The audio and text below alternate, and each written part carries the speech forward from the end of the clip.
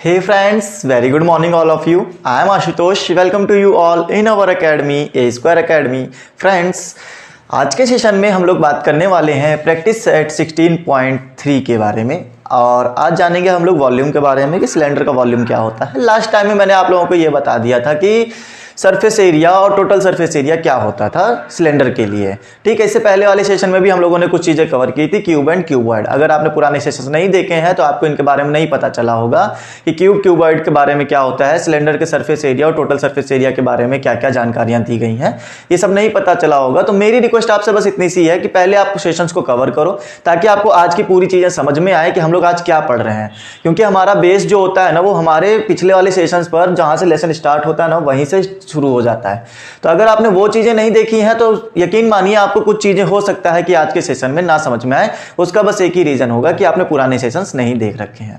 फिलहाल ये तो मेरा सजेशन था आपके लिए। करना है कि नहीं करना है ये आप पर डिपेंड करता है। आप टाइम निकाल कर उन सेशन को जरूर देखना ताकि आपको आज की चीजें समझ में आए दोस्तों। ओके, चलिए तो आज के सेशन की शुरुआत करते हैं और आपको बता दिया जाए कि आज के सेशन में हम लोगों ने सिलेंडर का वॉल्यूम पढ़ने के लिए डिस्कस किया था। लास्ट टाइम में मैंने आपको बताया था कि अगले टर्म में हम लोग वॉल्यूम पढ़ेंगे। तो आज जानेंगे हम लोग वॉल्यूम के बारे में, क्या होता है सिलेंडर का वॉल्यूम, कैसे फाइंड किया जाता है, इसमें कौन सा फॉर्मूला अप्लाई होता है। पिछली बार में फॉर्मूला भी बताया था, आज फिर से हम लोग रिपीट करेंगे और जानेंगे आज क्या क्या नया है। तो चलिए शुरुआत करते हैं आज के सेशन की। और दोस्तों, सेशन को स्टार्ट करने से पहले सभी लोग एक बार सेशन को शेयर कर दें और जितने भी लोग मेरे साथ नए जुड़े हैं सब्सक्राइब बटन दबाकर बेल आइकन जरूर दबाएं ताकि आपको नोटिफिकेशन कंटिन्यूसली मिलता रहे। अच्छा, तो इतनी जानकारी के बाद में अब मैं आपको ये बता दूं कि जरा सिलेंडर का वॉल्यूम में आप लोगों को पढ़ना क्या होता है। सिलेंडर का वॉल्यूम क्या होता है, सिलेंडर कैसा होता है, मैंने आपको लास्ट टाइम में भी बताया था कि भाई ये जो आपका शेप होता है ना, ऐसा ये सिलेंडर होता है जिसमें आपको ऊपर और नीचे का सर्कल दिखेगा। जैसे कि मैंने ये पेन ले रखा था, आपको लास्ट टाइम बताया, पेन जो मैंने दिया था, इसके ऊपर भी सर्कल आपको दिखता है और इसके नीचे साइड में करा जाए तो ये भी सर्कल आपको दिखता है। तो ये वही चीज है। अच्छा, तो आपको ये भी अंदाजा लग गया होगा, सर सर्कल है तो यहाँ पर रेडियस भी होगा, हाइट भी होगी इसके पास में, राइट, ये रेडियस होगा इसके पास। तो ये चीजें आपको पता ही चल गई होंगी, इसमें कोई बड़ी साइंस नहीं है। फिर मैंने आपको टोटल सरफेस एरिया और सरफेस एरिया के फॉर्मूले भी बताए थे। हालांकि आज उतना एक्सप्लेन करने की जरूरत नहीं है, फिर भी मैं आपको एक बार रिवाइज करा देता हूं कि सरफेस एरिया जो होता था 2πr(h) और टोटल सरफेस एरिया क्या होता था, टोटल सरफेस एरिया वो होता था 2πr(h+r). ये चीजें मैंने आपको सिखाई थी। आज का जो टॉपिक है वो हमारा है वॉल्यूम का। वॉल्यूम कैसे फाइंड किया जाता है, तो उसके लिए हम लोग πr² का यूज करते हैं स्टूडेंट्स, ये आपको ध्यान में रखना है। यही फॉर्मूला आपका सोने पर सुहागा है, समझ लो। इसी के जरिए आपकी पूरी एक्सरसाइज सॉल्व होने वाली है, जो कि हम लोग आज 16.3 कंप्लीट करेंगे। ओके फ्रेंड्स, चलिए तो शुरुआत की जाए। हम लोग पहले वाले क्वेश्चन को सॉल्व करेंगे और समझेंगे क्या क्या हमारे पास में सॉल्यूशंस आने वाले हैं, देखते जाइएगा। तो सिर्फ और सिर्फ मैंने आपको क्या कह रखा है कि ये वाला जो फॉर्मूला आपके सामने लिखा हुआ है ना, इसी को आपको दिमाग में रखना है और काम करते जाना है। पाई की वैल्यू 22/7, 3.14 एंड 180 डिग्री, तीन वैल्यू बता रखी है। डिग्री वाली चाहिए नहीं, रेडियन वाली चाहिए। तो 22/7 या 3.14 रख लो, या फिर बुक में जो बोला जाए वो वैल्यू रख लेना। आपके आंसर हमेशा सही आते रहेंगे, ठीक है। अदरवाइज तो कोई भी वैल्यू रखो, आंसर हमेशा ही सही आएंगे। फिलहाल पहले क्वेश्चन की शुरुआत करते हैं और बताते हैं क्या दिया हुआ है। पहले क्वेश्चन में इन्होंने कहा है, फर्स्ट का हम फर्स्ट पार्ट करने जा रहे हैं कि find the volume of the cylinder if height, radius, base की जो रेडियस है वो भी दी गई है और गिवन बोला गया है कि नीचे जो पहला क्वेश्चन दिया हुआ है r = 10.5 सेंटीमीटर और साथ ही साथ हाइट दी गई है 8 सेंटीमीटर। दोस्तों 16.3 राइट। हाँ, तो मैं यहां पर आपको सिर्फ इतना कहूंगा कि देखो, वॉल्यूम के फॉर्मूले में ना रेडियस और हाइट दो ही चीजें चाहिए होती हैं जो कि हमें सामने दी गई हैं, बस रखना है और सॉल्व करवाना है। चलिए पहले वाला वॉल्यूम बता देते हैं क्या होता है। तो हम लोग ये लिख सकते हैं, सिंस वॉल्यूम ऑफ सिलेंडर कितना आ जाएगा, πr²h। पाई वैल्यू 22/7, बुक में दी हो तो आप रखना, नहीं दी हो तो आप अपने मन से रख सकते हो। r की वैल्यू को मैं 10.5 लिख सकता हूं और 10.5 को मैं ऐसा लिख सकता हूं, 10.5 × 10.5। यहां से डेसिमल हटाया, एक जीरो नीचे बढ़ाएं क्योंकि एक डिजिट से पहले डेसिमल लगा था। फिर से मैंने एक डेसिमल हटाया और एक जीरो नीचे बढ़ा लिया। h की वैल्यू मेरे पास में 8 दी गई है, नो प्रॉब्लम। इतनी चीजें मैंने आपके सामने रख दी हैं। πr² का मतलब 2 बार लिखा जा सकता है, r की पावर 2 दी गई है, मल्टीप्लाई में 2 बार, और h का मतलब 8 हो गया।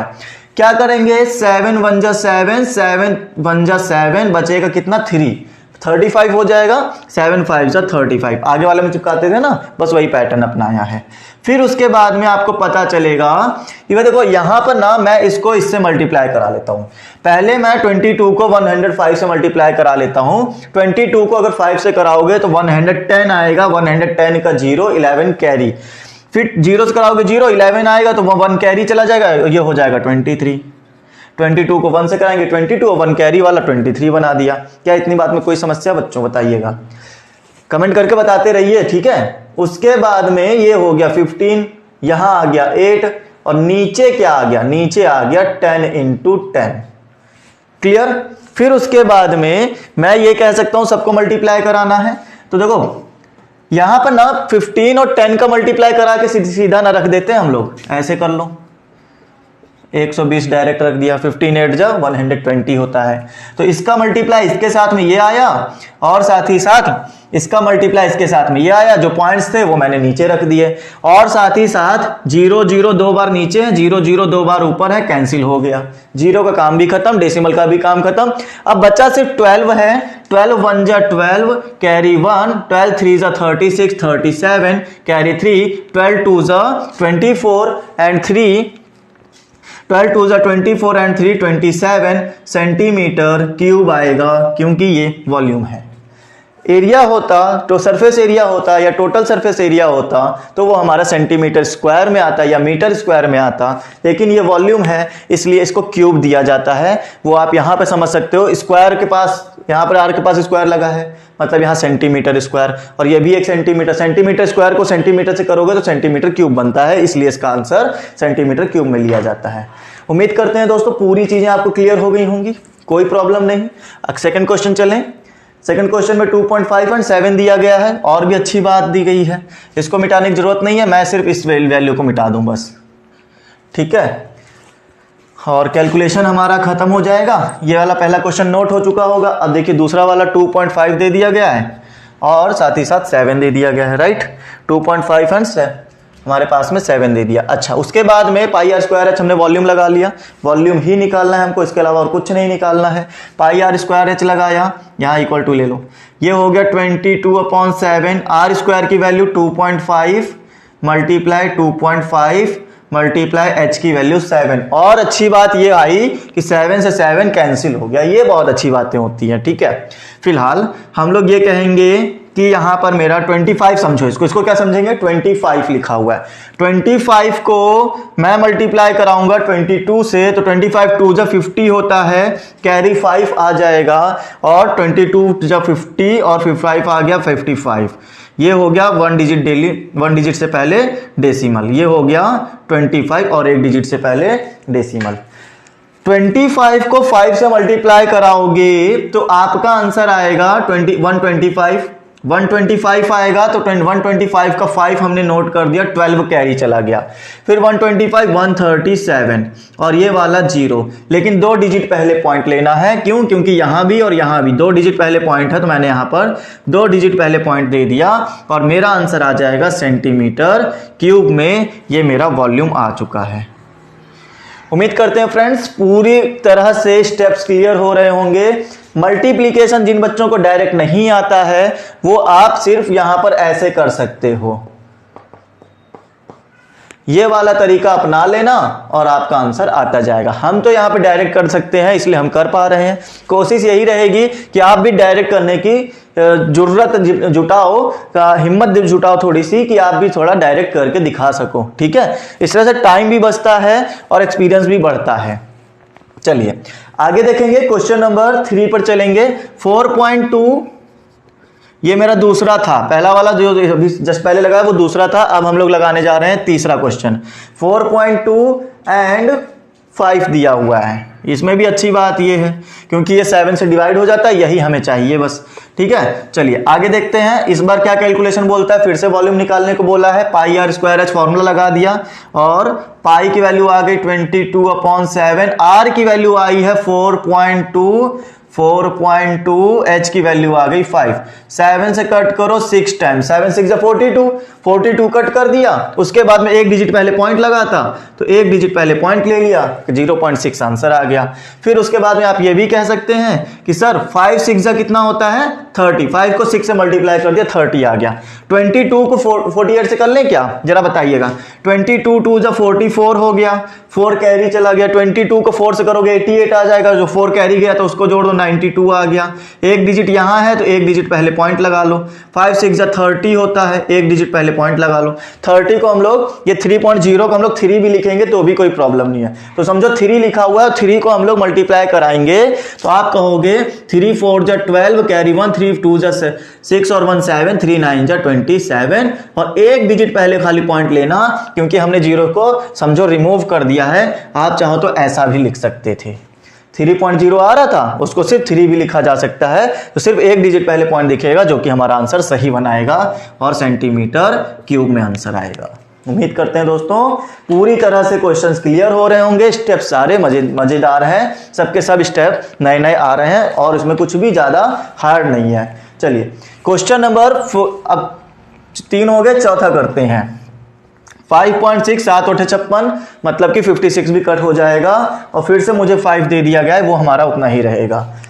आपको बस यहां पर 42 को 56 में बदलना है और कुछ नहीं, 42 को 56 में बदलना है और सिंपल वैसे ही कैलकुलेशन करना है जैसे आप करते आए हो।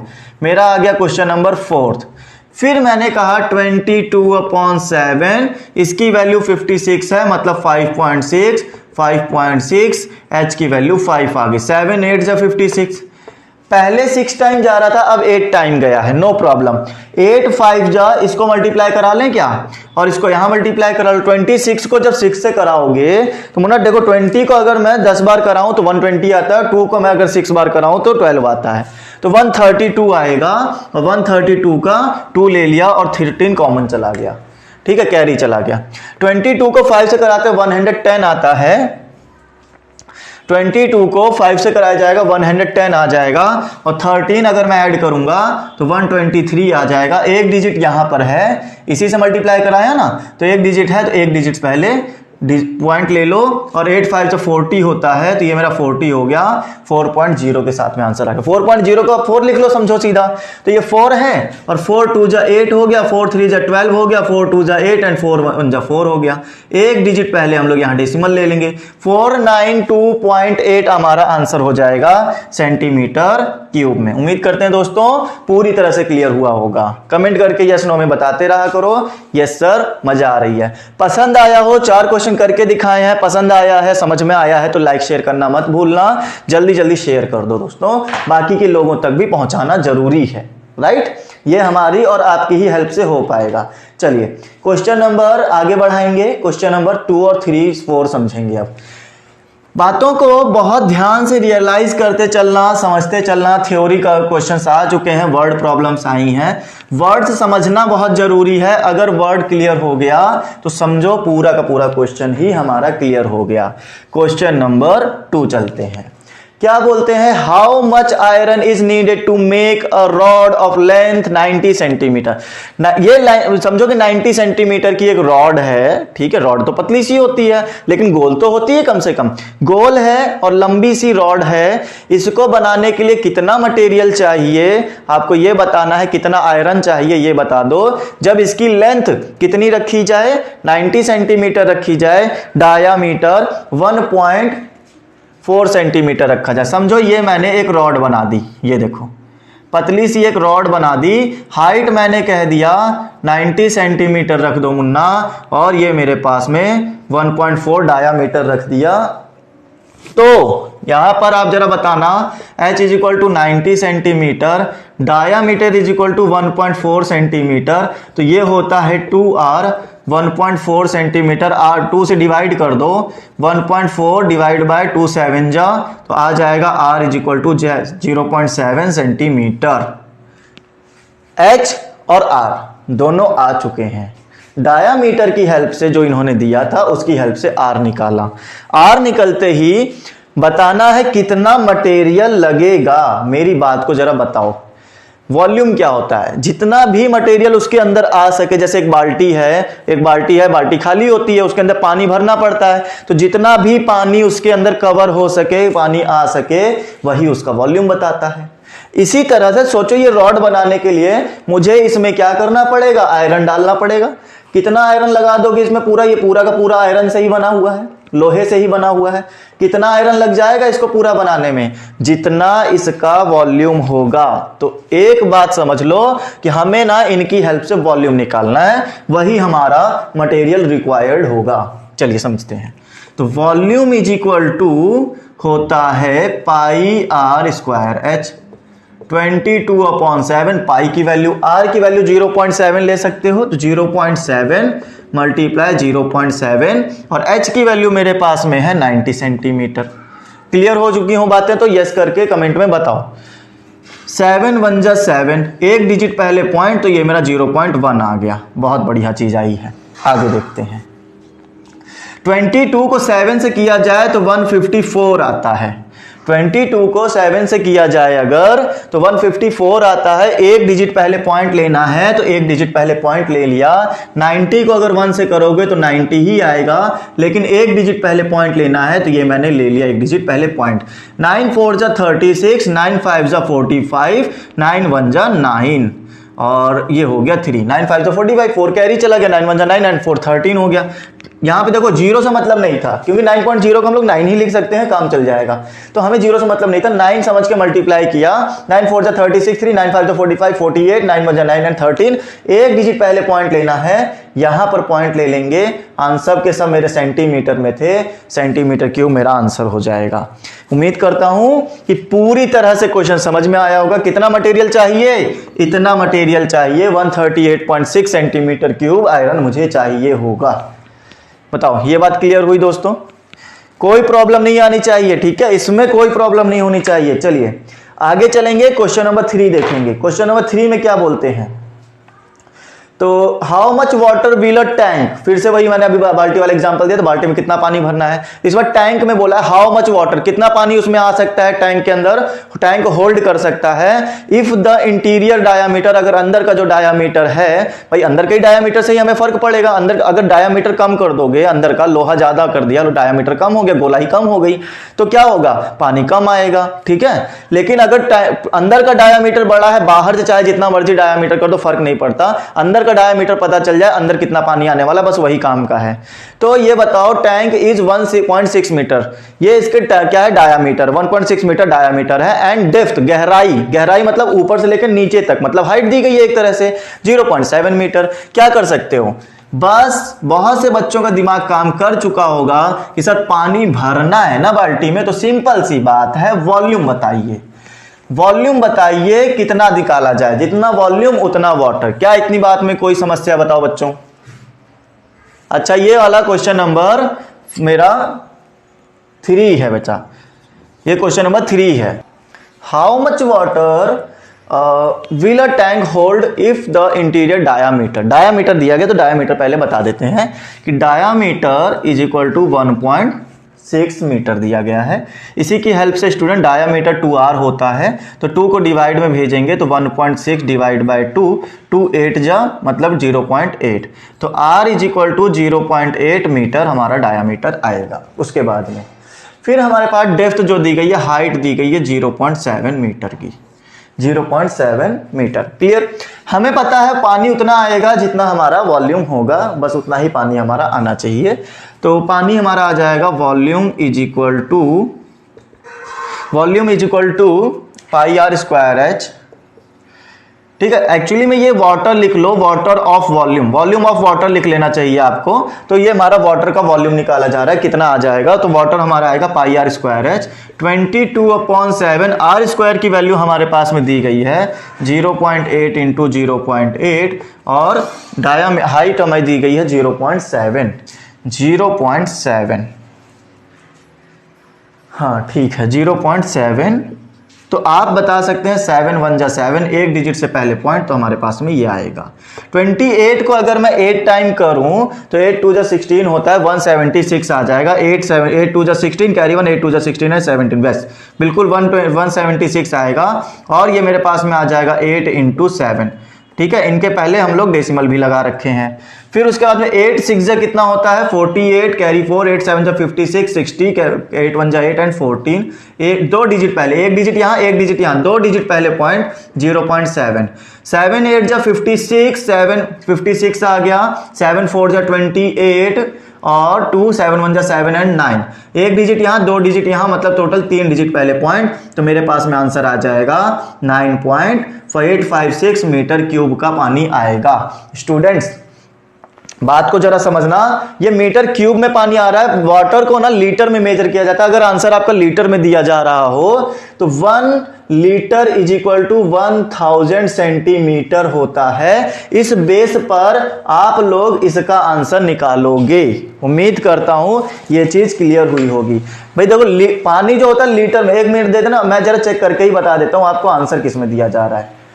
आंसर ना बेटा ये लीटर में ही दिया जा रहा है, बिल्कुल सही, लीटर में पानी दिया जा रहा है। तो मुझे मीटर क्यूब में नहीं चाहिए, मुझे ना लीटर में पानी चाहिए होगा। तो जो मैं यहां बता रहा हूं 1 लीटर जो होता है 1000 सेंटीमीटर का होता है, ठीक है, 1000 सेंटीमीटर क्यूब का होता है। तो आपको यहां पर पता होना चाहिए कि हम लोग क्या करने जा रहे हैं, ठीक है। चलिए बताते हैं आपको क्या करना है और समझाते हैं कि कैसे करना है।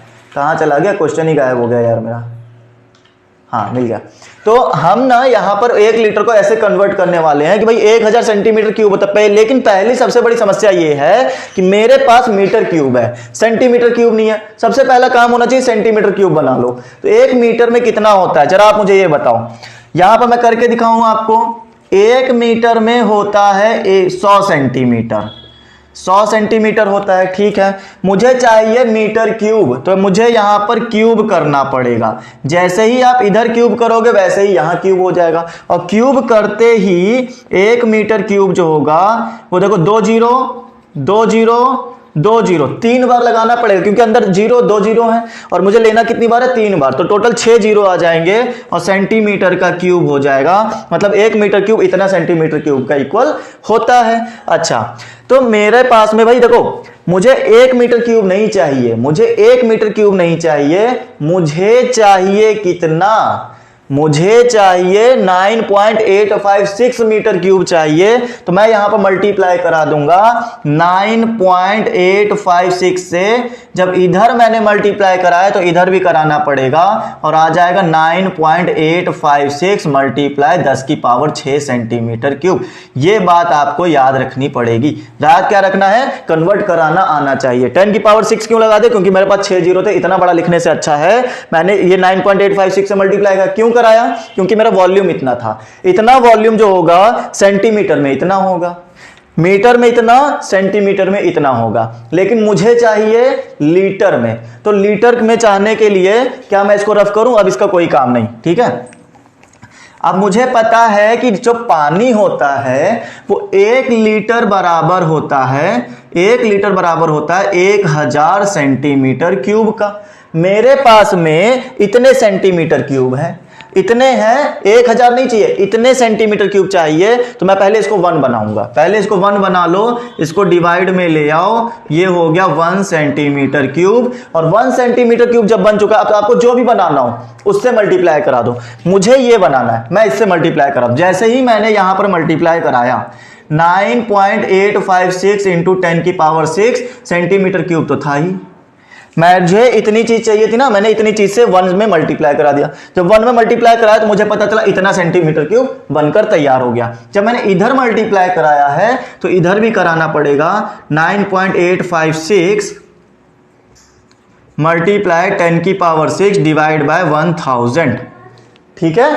अब आपको यहां पे ये चीज क्लियर हो रही होगी, सर नीचे 3 0 हैं ऊपर 6 0 हैं, ये लीटर में आ रहा है। जरा बात को समझना, ये 3 जीरो ऊपर के 6 जीरो से काट दिया तो 3 3 कट गए होंगे, बचेगा ऊपर 6 जीरो थे ना, तो 3 कट गए तो 3 ही जीरो बचे होंगे। ये हो जाएगा 856 इंटू 3 जीरो बच गए, ये लीटर में आएगा। इस चीज को ऐसे ही नोट करना।